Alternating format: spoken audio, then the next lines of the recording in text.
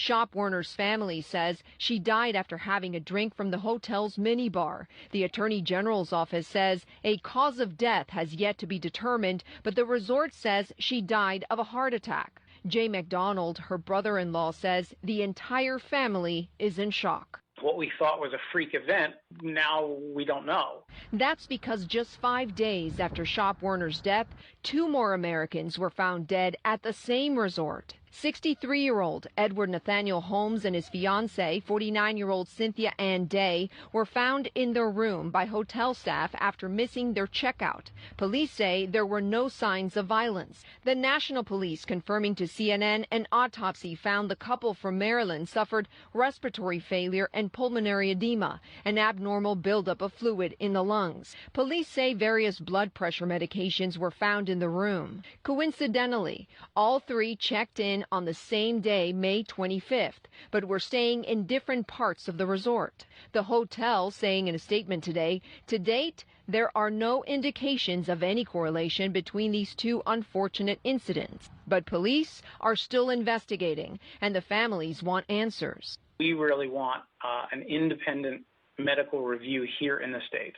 Okay. Oh, wow. Y'all, this is not the end. Didi, get ready for your conspiracy. Thank you. Okay, come on, give it to me. I got more to feed. I already know your conspiracy wheels are turning. I got some more fuel for that fire. Okay? So not only did these 3 die within 5 days of each other at a resort, but it came out, after this came out, that a Pennsylvania woman died last year after drinking from a minibar at the same Dominican Republic report as these 3 Americans were found. Wow. Yvette Monique Sport, 51, was staying in the Bahia Principe Resort in Punta Cana, and in all 3 cases, the cause of death was linked as respiratory failure and pulmonary edema, which means having fluid in the lungs, that they just said on the. Now they ruled this lady Yvette. They ruled her Yvette Sport. They ruled her death as a heart attack. Now her family's saying, we were sketchy about that anyway because we didn't know her having any heart problems, whatever. She's only 51 years old. She goes on vacation. Cruises all the time. Then all of a sudden, she drops dead, and they're like, and they were supposed to, they promised her an autopsy report in 3 months. It's been a year. They have gotten nothing. So now they are saying the same thing as these other families, saying, we want the United States to step in and see what's going on, because what the hell. And this one was actually, now this resort that this lady was in is next door to the resort where the other 3 that just recently happened, but owned by the same company. Right. I think somebody on so it is something weird somebody going on the inside. First of all, on any islands, everything is imported, right? Right. So a lot of times they come off the cruise ships. The cruise ships sometimes carry the stuff to them, and they have other freights that come in and out. Somebody is fucking with their shit that's on that island, and it's supplied to all this is the same resort, but it's a different little parts of the island, right? So somebody is messing with their supplies and poisoning these people. Yeah, it's crazy because it's all happening from the mini bar. Well, no.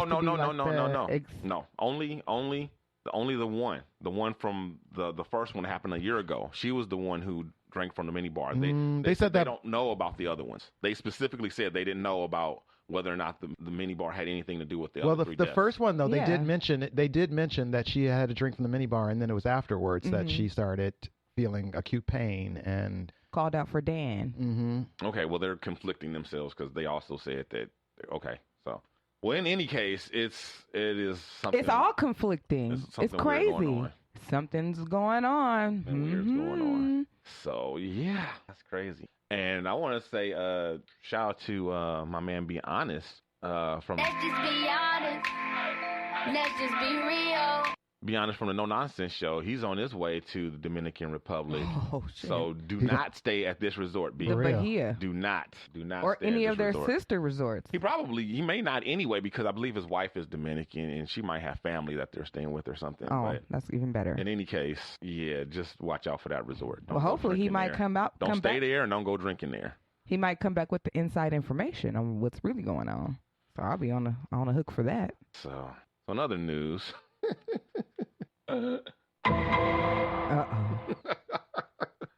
In Florida, a blowtorch wielding man tries to steal an ATM, but he welds it shut. He welds it shut instead. I didn't see that coming. Smart. Yeah. I didn't see that So these two bungling idiots, they break into this place. Two of them. And one of them has got a blowtorch, and the other one has got a crowbar and is standing watch, and he's welding you see him like kind of trying to melt the hinges on there or whatever. They see it on the videotape, and all he does is just he makes it so that like the money, he just like makes it tighter, the money, or like even harder to get out. So they actually get away with nothing. They end up leaving with nothing. The workers the next day show up and see that the ATM is all damaged and it won't work. And so they call the police and everything, and they find out there's no money missing, and they go to the tape and they find out that these and they on tape welded the ATM shut. Wow. So they reverse burglarized themselves. Wow. All that effort and energy too. Yeah. And it was a really good idea. Yeah, if you know what you're doing. Yeah, exactly. If you do a trial run. No, they watch Bugs Bunny cartoons. Was a trial run, apparently. They watch some Bugs Bunny cartoons, and then like, we could do that, right? They're like, nah, I know how to work a blowtorch, man. Bugs made it look so easy, man. Oh man! In Pittsburgh, police follow a trail of money to burglary suspect. It's an old breadcrumb trick. Lord. So this is Pittsburgh, Pennsylvania.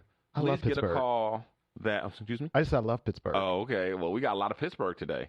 They get a call about this, like a beauty supply or a beauty shop or something gets burglarized. So they show up, and the cash register is gone, and a couple packs of cigarettes are gone as well. And the police look around, and they see coins on the ground. So they follow the coins outside and along this dirt path. Oh my goodness! And they follow the coins all the way to this abandoned building. And inside they find the burglary team of Hansel and Gretel. Oh my goodness! Getting high. What? Yes, in there getting high. You know, the guy was in there getting high. Oh my God! And so they Lord. It's so funny because actually I see this story happen in L.A. Actually, Definitely. Very much so. And they would go in, they'd have on some flip flops.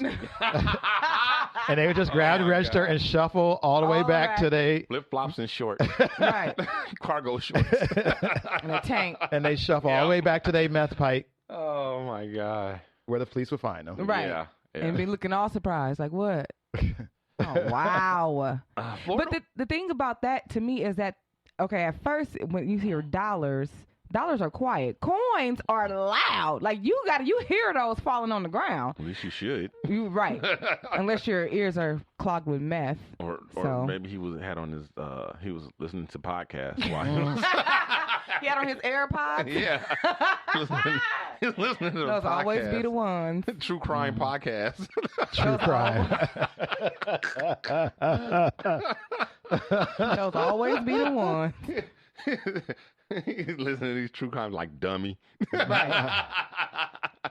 Listening to people getting caught. Right. And don't hear the change falling out. Right. And he's judging them too while he's listening. Like they did it. That motherfucker did it. Right. Yeah. It was them. Okay, we got a couple more quick hits here.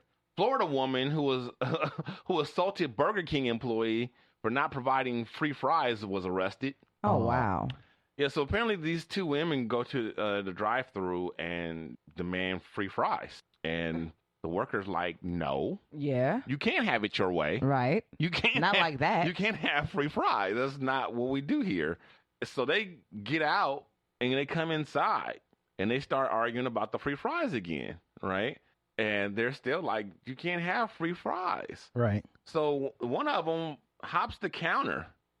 After at this point, they're one of the workers is trying to call the police, and she grabs the phone and starts beating her with her own phone. Starts beating her with the phone. No, when she beats her, the other one comes around and jumps in, starts helping.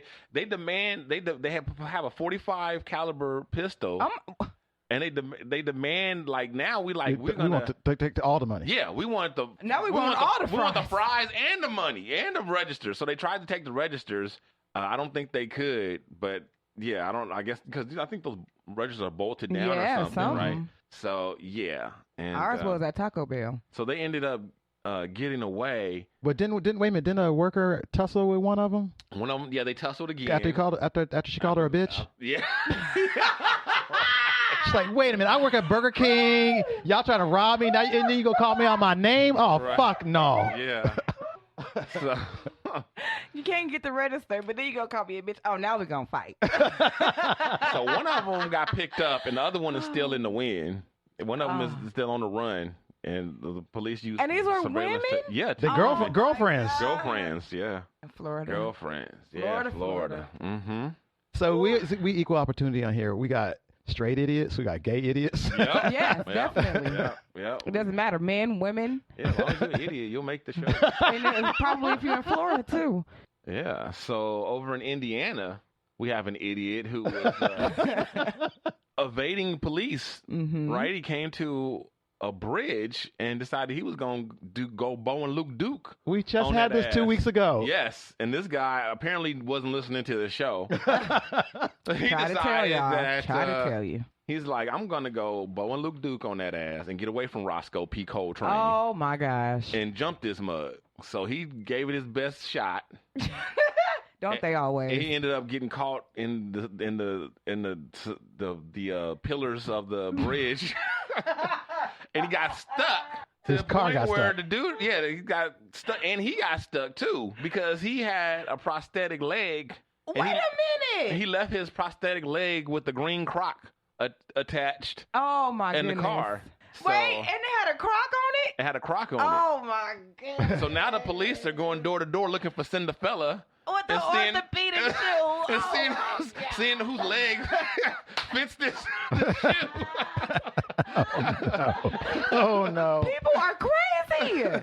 You got to be one crazy fool to have one leg and leave it behind. Well, he was in a hurry. Yeah, he was in a hurry. Definitely. So he took his ass out because there was a report of a guy that witnessed some dude crawling in his backyard. And so he's like, oh, that makes sense now why he was crawling. Because he's like, oh, you know what? 3 legs is better than none. Than one, at least. Yeah. Oh, my God. Oh, my So he's doing a 3-legged race. Oh, my God. But 2 of the legs is his arms. Oh, my goodness. Yeah, so that happened. Oh, my God. Again, equal opportunity. He didn't even jump the bridge. He got caught, and he had to leave a leg with a Crocs on. How do you commit this type of crime? You don't even have on tennis shoes. Equal opportunity, y'all. No other podcast out there is talking about people with disabilities like we are. No. I'm mad at the fashion choice, but anyway. So she mad about the Crocs. Yeah. Motherfucker didn't have no Adidas. Right. Anyway. Oh man. So a North Carolina woman steals from Walmart, and she goes and hides in the trunk, and she gets so hot that she just pours Mountain Dew all over herself to try to stay cool. I'm not that high. These stories are really this crazy. Yeah. Oh my God. So this woman was in Walmart, and when she got confronted for shoplifting, she just runs out, and then she jumps into her own trunk and closes it. I'm trying to process this. Security comes out looking for her. They can't find her. So they go in and they look at tapes. So with the tapes, they can tell what car she was driving when she pulled in. Duh. And they find her car and they inspect it.